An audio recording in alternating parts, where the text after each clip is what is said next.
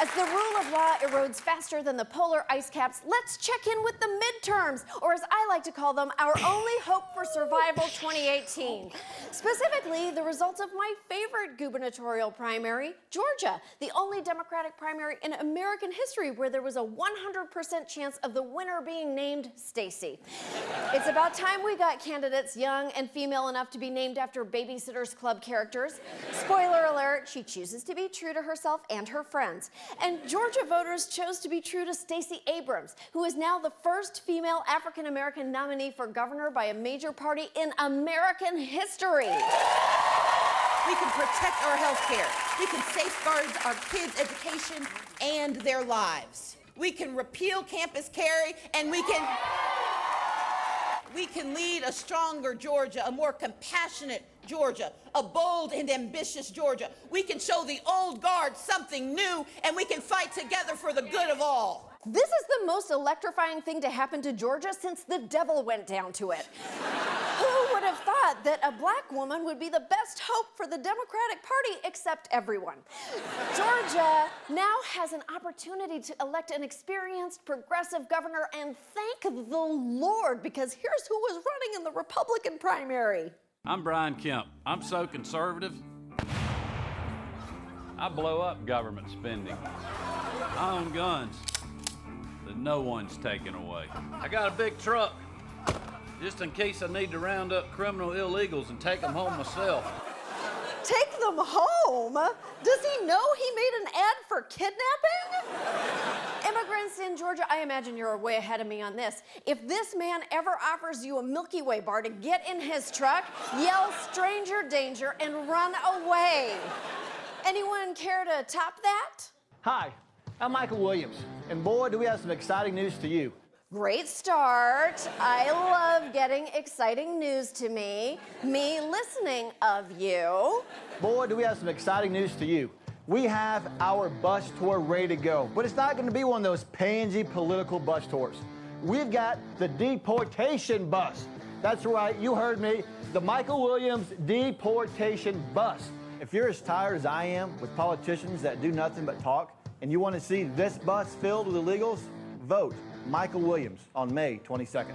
Danger, murderers, rapists, kidnappers, child molesters, and other criminals on board. Dude, you know that's your bus, right? The one on board is you. And I guess if you're rounding up kidnappers, maybe Brian Kemp.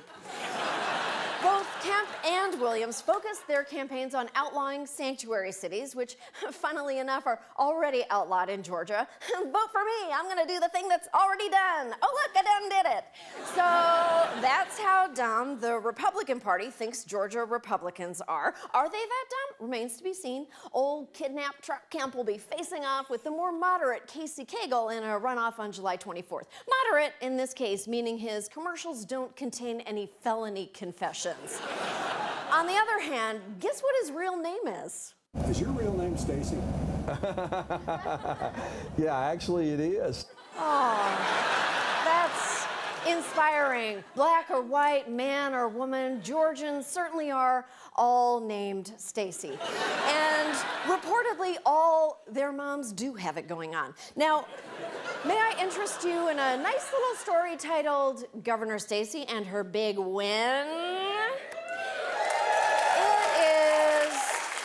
Important to find joy where you can. These days, I find it relaxing to end every day with a rejuvenating bath, glass of wine, and a full brain wipe. But no matter how many hours I spent in my bye-bye bot this weekend, there's just one thing I couldn't get over. The Trump administration set to announce a new rule today aimed squarely at Planned Parenthood. Sources say clinics that provide abortions or even discuss the procedure with patients would be stripped of federal funds under this new regulation. As we all know, restricting abortion, which is a safe and legal medical procedure, is one of Trump's favorite hobbies, along with handshake assaults, recreational swelling, and staring at the sun. The new rule would ban Title X-funded family planning facilities from performing abortions, except in cases of rape, incest, or the GOP finance co-chair impregnating his mistress.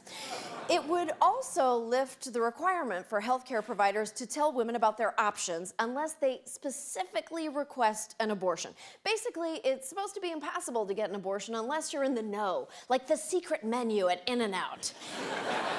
You know, it's one thing when Mike Pence wants us all to do what he does, which, let's remember, is raw dog a woman you call mother like the Lord Jesus intended. I mean, I think it's fucked up, but at least that's what he genuinely believes is right. Otherwise, he wouldn't have gotten that tattoo of the Bible quote. But Trump doesn't believe any of that shit. He's basically an advertisement for birth control. Well, I mean, I guess these homunculi technically are, but Trump is the spokesman. If Trump hasn't paid for at least a half dozen abortions, I will eat this blazer. Actually, I take that back. That was wildly unfair. If Trump hasn't promised to pay for at least a half dozen abortions, then not paid for them, then written bad checks for them, ghosted the woman, then declared bankruptcy, and eventually made Russia pay for them, I will eat this blazer. Trump is stripping rights away from women for political expediency alone, and that is just an evil thing to do. So, congrats, conservatives. You guys must be having a great day. I guess I missed that Bible verse that says, "Thou shalt feel free to womanize, lie, cheat, steal, glut, lust, covet, and sloth, as long as thou doth also fuck over Planned Parenthood." Where was that one again? 2 Corinthians, right? All right. We'll be right back.